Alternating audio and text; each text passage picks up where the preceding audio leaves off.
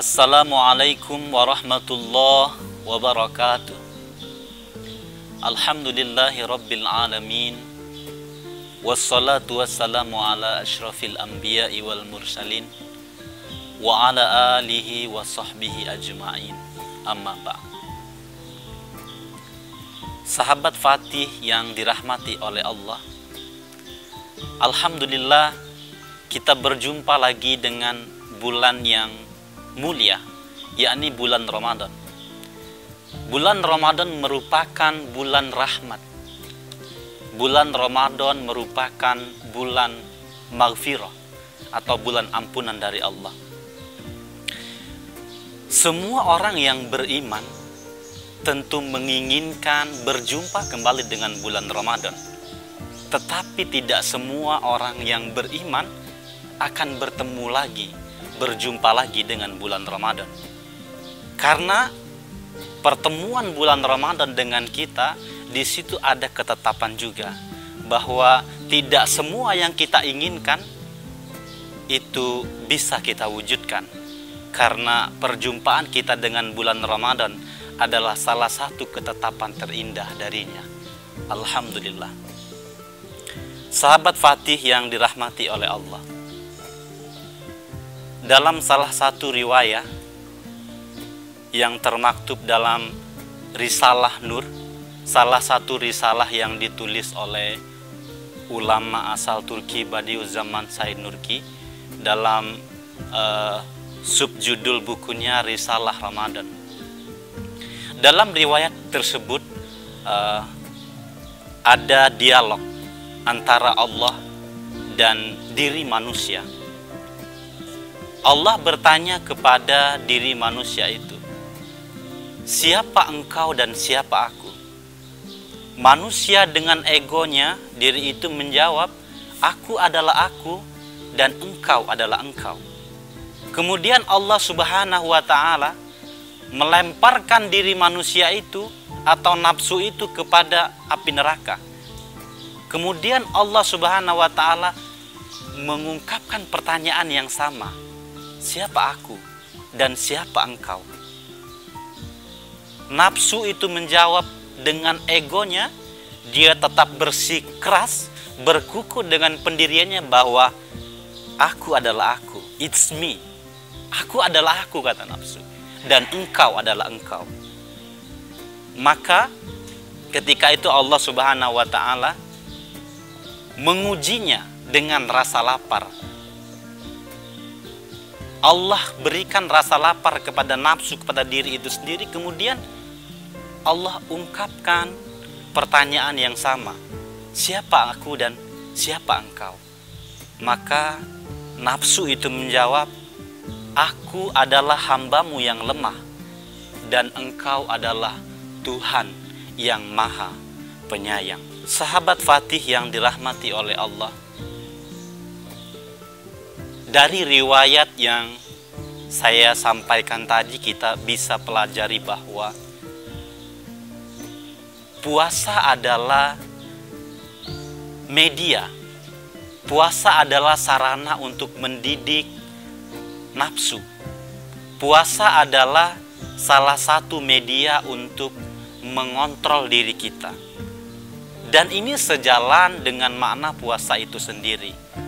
Dalam kitab Tafsir Ibnu Katsir dijelaskan bahwa puasa itu adalah imsaku anit ta'am wasyarab wal wiqa biniyatin khalisah lillahi ta'ala.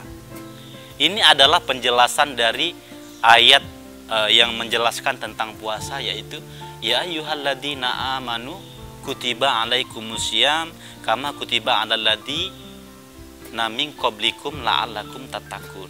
Jadi asyam itu diterjemahkan, dimaknai lagi bahwa itu adalah imsak anit ta'am wasyarab wal wiqa, menjaga atau menahan diri dari makan, minum dan berhubungan dengan istri.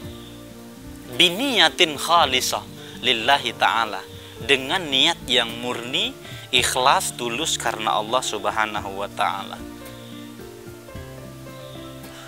Ada banyak makna di balik perintah puasa itu sendiri tentunya. Di antaranya adalah kita menyadari bahwa kita lemah. Kita tidak punya apa-apa. Kita tidak ada kuasa sama sekali. Bahkan segelas air, seteguk air, sesendok nasi, tanpa izin Allah, kita tak boleh menikmatinya. Kita tak boleh meneguknya. Kita tak boleh memakannya tanpa izin Allah Subhanahu wa ta'ala.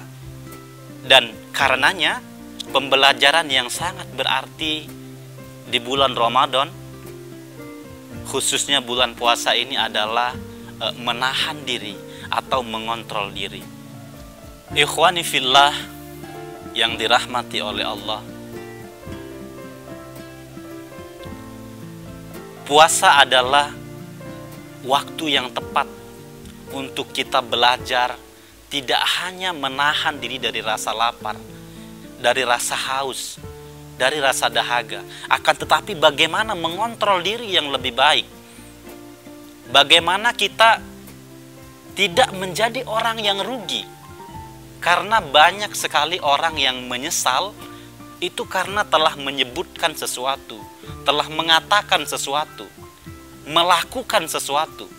Sedikit sekali potensi orang yang menyesal karena tidak menyebutkannya, tidak melakukannya. Tapi kebanyakan orang menyesal karena tidak mampu mengontrol diri, tidak mampu menahan amarah, tidak mampu menahan perkataan-perkataan yang na'udzubillahi min zalik, tidak ada manfaatnya, bahkan cenderung banyak madaratnya. Sahabat Fatih yang dirahmati oleh Allah, ada salah satu contoh yang sangat kaya akan ibrah tentang bagaimana Rasulullah mempraktekkan mengontrol diri ini sendiri. Karena orang yang mampu mengontrol diri adalah orang yang mampu melihat jauh ke depan, orang yang memandang lebih luas, tidak hanya pandangan yang sempit, tidak hanya dengan pandangan yang hanya sebatas memenuhi hasrat belaka, hanya ingin meluapkan nafsu syaitania saja. Rasulullah Shallallahu Alaihi Wasallam sangat bijak memberikan contoh pada kita tentang bagaimana sebaiknya kita mengontrol diri. Pada suatu ketika Rasulullah Shallallahu Alaihi Wasallam bersama sahabatnya Zaid bin Harithah itu mengunjungi satu daerah namanya Thaib, itu sebelum Rasulullah hijrah ke Madinah, dengan tujuan yang mulia, dengan tujuan untuk mengenalkan Allah, dengan tujuan untuk mengajak, dengan tujuan untuk merubah suatu peradaban yang sebelumnya tidak baik menjadi baik. Tetapi apa sambutan masyarakat Taif kala itu? Itu sangat menyesakkan dada. Mereka menolak, mereka mencaci Rasulullah. Bahkan mereka tidak segan-segan untuk melempari. Dalam riwayat makna hadis dijelaskan, sampai bercucuran darah dari pelipis Rasulullah. Bahkan yang tujuannya adalah Rasulullah, tetapi sahabatnya juga terkena. Sampai sikutnya juga dijelaskan dalam hadis itu berdarah. Bahkan dikejar dari kota Taif itu sampai sekitar 3 kilo lebih dari daerah itu. Artinya Rasulullah sudah menghindar, tetapi kejaran mereka untuk mencelakakan, mencederai Rasulullah itu sangat keji. Akhirnya apa? Ketika Rasulullah dalam suasana hati yang bersedih, ketika Rasulullah merasa lemah, kemudian dia mengadu kepada Allah. Dia memohon ampun kepada Allah. Kemudian Rasulullah melaksanakan sholat. Setelah itu malaikat Jibril, tentunya atas perintah Allah Subhanahu wa ta'ala, ia datang menghampiri Rasulullah. Apa kata malaikat Jibril? wahai Muhammad, sesungguhnya Allah telah mendengarkan doamu, telah mendengarkan keluh kesahmu, dan saya datang bersama malaikat gunung. Kemudian malaikat gunung itu salam kepada Rasulullah. Dia sampaikan apa? Kalau engkau mengizinkan, kalau engkau menghendaki wahai Rasulullah, saya bisa menimpakan gunung-gunung ini, saya bisa timpakan kepada masyarakat yang tadi telah menghinamu, yang telah menyakitimu, yang telah mencelakakanmu. Maka apa kata Rasulullah? Ini adalah contoh yang di luar umumnya manusia, karena manusiawinya orang-orang ingin balas gitu ketika dia disakiti, ketika ia dikatakan yang tidak baik, maka umumnya manusia akan membalas, menyerang dengan yang tidak baik. Tetapi Rasulullah ketika ada bantuan, ketika Allah kirimkan malaikat untuk memberikan pelajaran atau peringatan kepada masyarakat Taif ketika itu, maka Rasulullah bilang tidak. Apa kata Rasulullah? Ini jawabannya yang sangat luar biasa. Innallaha ta'ala lam yab'athni ta'anan wa la'anan, walakin ba'athani da'iyatan wa rahmatan. Allahumma hdi qaumi fa innahum la ya'lamun. Kata Rasulullah, sesungguhnya Allah tidak mengutusku untuk merusak dan melaknat, akan tetapi Allah utus aku sebagai penyeru dan pembawa rahmat. Kemudian Rasulullah lanjutkan dengan doa, Allahumma hdi qaumi, ya Allah, berikanlah hidayah kepada kaumku, fa innahum la ya'lamun, sesungguhnya mereka tidak mengetahui. Subhanallah, ini adalah pelajaran yang sangat besar bagi kita.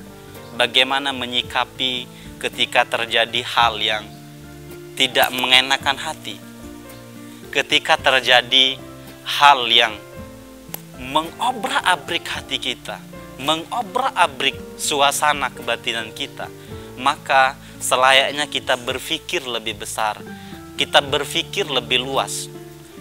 Seperti Rasulullah tadi, barangkali akan hadir hamba-hamba Allah yang menyembah Allah dan tidak menyekutukannya dari orang-orang yang tadi melempari dia. Fa innahum la ya'lamun, kata Rasulullah, sesungguhnya mereka tidak mengetahui bahwa itu adalah perbuatan yang keliru, gitu kan? Karena apa? Rasulullah da'iyatan wa rahmatan, dia datang sebagai rahmat, sebagai penyeru, maka dia fokus, gitu kan, sama sekali tidak terganggu dengan kanan, kiri, bahkan celaan, hinaan, dan sebagainya. Semoga kita bisa menjadi pribadi yang mampu mengontrol diri, yang mampu menjaga lisan, mampu menjaga pandangan, mampu mengontrol lisan, termasuk status WhatsApp misalnya, status di Facebook, Instagram. Bagaimana kita mampu untuk mengontrol diri kita agar tidak merugikan orang lain dan merugikan diri sendiri. Sahabat Fatih yang dirahmati oleh Allah, kiranya demikian sekelumit kultum yang bisa kami sampaikan. Semoga Allah Subhanahu wa Ta'ala memberikan kepada kita kemampuan untuk mengontrol diri, kemampuan untuk bersabar, menahan lisan kita dari ucapan-ucapan yang merugikan, yang memberikan banyak madarat kepada diri dan orang lain. Hadanallahu wa iyyakum ajma'in. Assalamualaikum warahmatullahi wabarakatuh.